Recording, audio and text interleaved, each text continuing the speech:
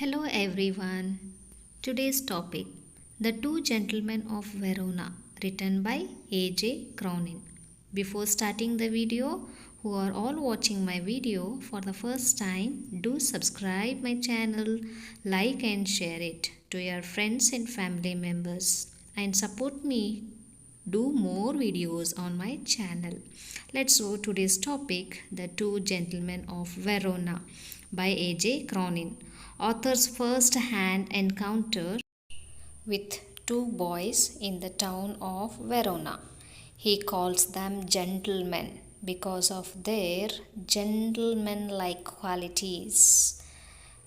The story significance the title it was taken from the early play by William Shakespeare. The title of the story The Two Gentlemen of Verona.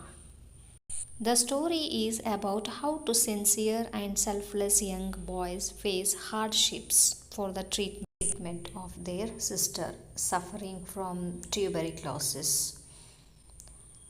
It conveys the message that as long as people are willing to make sacrifices for the well being of others, there is hope for humanity.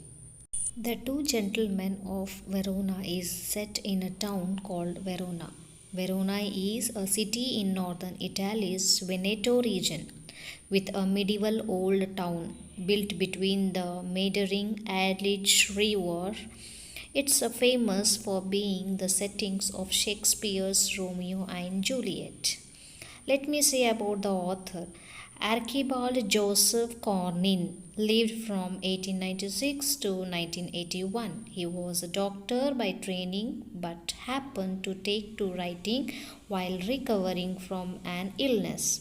His first novel, Hatter's Castle, was a roaring success. This made him give up his medical practice and took a writing career.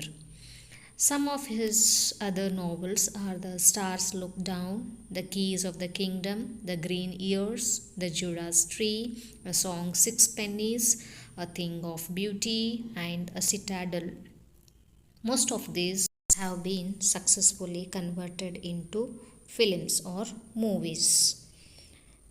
A.J. Cronin his writings are marked by realism and are primarily social commentaries. Cronin's narrative skills, his acute observations, and graphic imagery are his major strengths as a writer. Some of his and stories got success. The story begins the narrator, who is very sensitive and a kind person, is driving down towards the foothills of Alps with his driver on the outskirts of Verona. He meets Niccolo and Jacopo selling wild strawberries. Niccolo is 13 years of age and Jacopo 12 years of age. Both are brothers. The two young boys are in shabby clothes. Thus, the driver is not interested in buying the strawberries from them.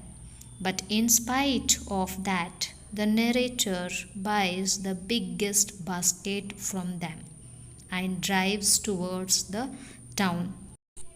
Next morning, the narrator and his driver again find the boys doing the shoe shining work. The narrator, being amazed, asking them and finds out that they do a lot many things to earn a living. They also tell them that they work as guides. Thus, the narrator asks them to show the Juliet's tomb. Here, the narrator feels that they are sincere, innocent, pleasant, earnest, and honest young boys. Also, they were ready to help the narrator in all the ways in the town of Verona. On one night, the narrator finds the boys selling newspaper. He could not stop himself from asking them why are they working so hard. Niccolo tells him that there is some need, but he does not elaborate.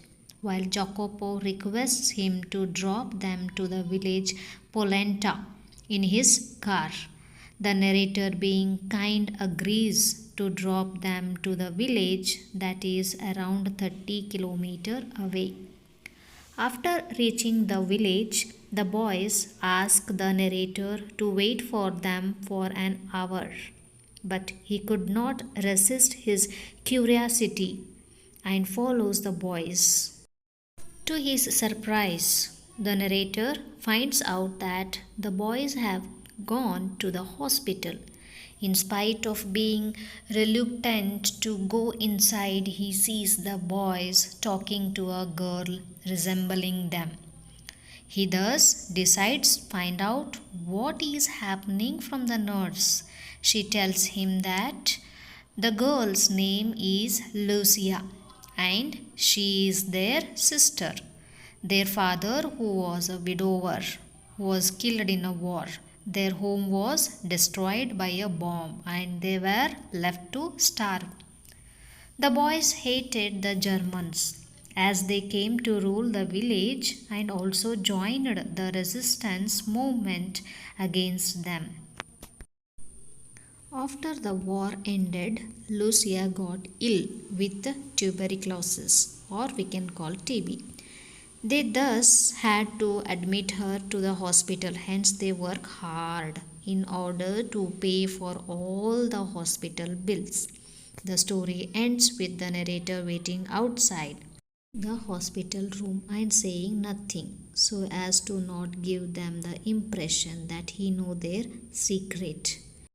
The story teaches us the virtues of honesty, sincerity, courage, determination, and sacrifice that are the vital of to the existence of humanity. The ends with the smiling and happy ending. Thanks for watching the video.